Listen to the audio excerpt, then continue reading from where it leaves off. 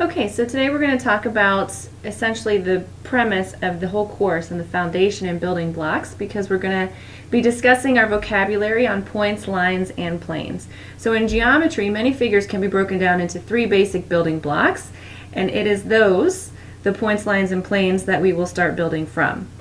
So for our first definition, we've got what is a point, which names a location and has no size. So something else to make a note of here in this presentation is that we'll be talking a lot about notation as well. So in geometry, we need to make sure that we not only name whatever we're discussing, but we also have the notation. So that'll come into play in a moment.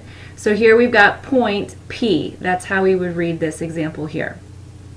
For our next definition, we've got that a line is going to be a straight path that extends forever in two directions.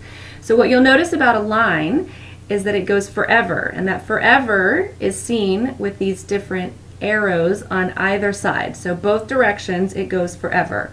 When we name a line, you name a line using 2 points.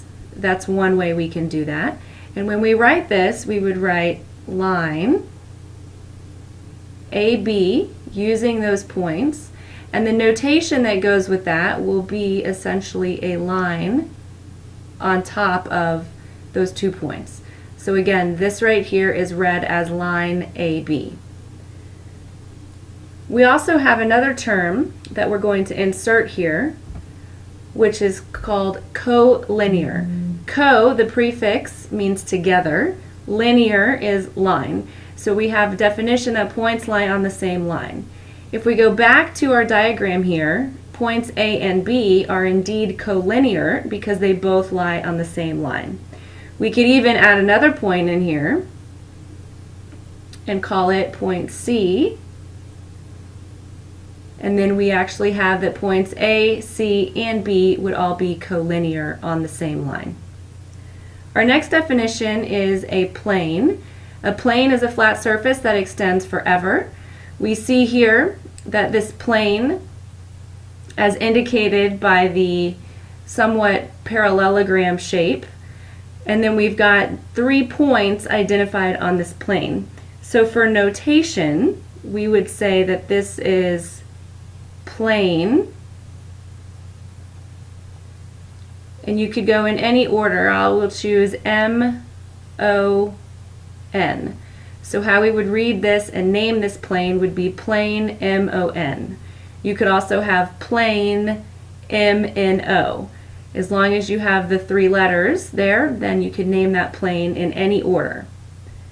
Another definition we will insert here will be coplanar. Again, we see the prefix co, meaning together. Planar, we see our plane. So we have here that points lie in the same plane. So with our diagram here, we see that indeed M, O, and N would all also be considered coplanar.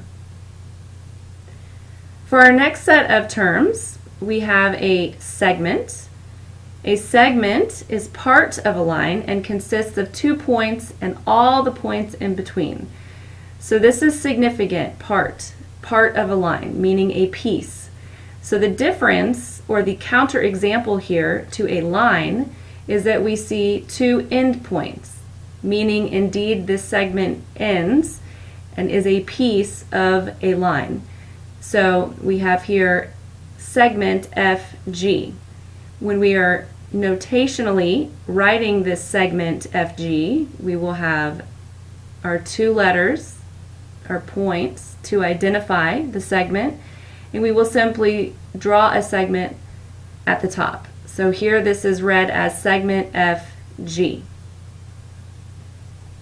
Our next definition is an end point. End, truly meaning that it stops. So an end point is a point at the end of a segment or ray. So we just discussed the end point here. In this case, we have an end point F and an end point G from our segment example above. Next, we will discuss a ray. A ray is a part of a line, again a piece, that starts at an endpoint and extends forever in one direction. So here we see that the J point here is our end point. And then beyond K, we have again this arrow, meaning that it goes on forever in that direction. So we would have ray, J, K. How we would write that notationally, we would take the 2 points and we would draw a ray above. So here this is read as ray, J, K. Another term we will add here is opposite rays. Opposite meaning going in the opposite direction. So we have 2 rays with common endpoints, and those 2 rays actually will form a line. So for instance, if we go back to an earlier example with our line above, we could even use where we inserted point C here, we could even use that to identify our opposite rays. So in this case, using this line, we would have C as being our endpoint. So we would have ray CA and also ray CB. And notice that both of them would start with the same letter. So I'll write the notation below, and we would have again as opposite rays, ray CB and ray CA. So as we move through the course in geometry, naming and identifying these different figures and notation will be extremely important.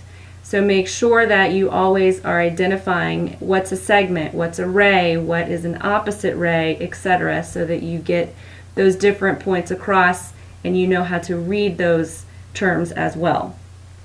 For the rest of your handout, you've got numbers 1 through 10. You will try those on your own and bring them to class next time.